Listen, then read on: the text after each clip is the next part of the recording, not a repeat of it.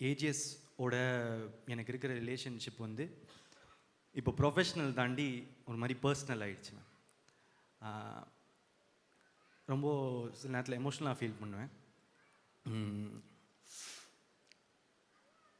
அது உங்களுக்கு தெரியும்னு நினைக்கிறேன், கன்வே ஆகும்னு நினைக்கிறேன். உங்களுக்கும் அதெல்லாம் ஏன்னு தெரியும்.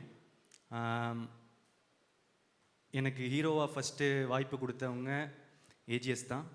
அதை தாண்டி ஒரு ரொம்ப ஹம்பிளாக, ரொம்ப கிரவுண்டடாக, ரொம்ப நல்ல மனிதர்களாக இருப்பாங்க. ப்ரொஃபஷ்னலாக பார்த்தா Agoram sir is a man of words. சொல்கிறத செய்வார், சில நேரத்தில் படத்துக்காக சொல்லாததையும் செய்வார். இது எங்களோட 2வது அசோசியேஷன். இன்னும் நிறைய வந்துகிட்டே இருக்கும்னு நினைக்கிறேன். என் மேலே வச்ச நம்பிக்கைக்கு நன்றி. அடுத்தது என் கூட நடித்தவங்க, அவங்க ஃபஸ்ட்டு விஜய், சித்து அண்ட் ஹர்ஷத். ஆமாம்,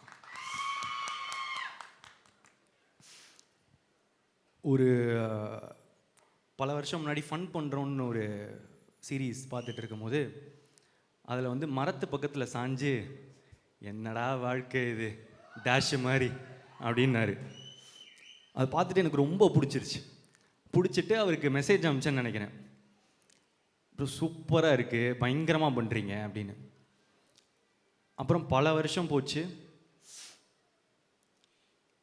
இப்போது அவர் வாழ்க்கை அப்படி இல்லைன்னு நினைக்கிறேன். பயங்கரமாக சூப்பராக இருக்குல்ல. உழைச்சா வாழ்க்கை நல்லா மாறும்ன்றதுக்கு விஜய், சித்து ஒரு எக்ஸாம்பிள். அண்ட்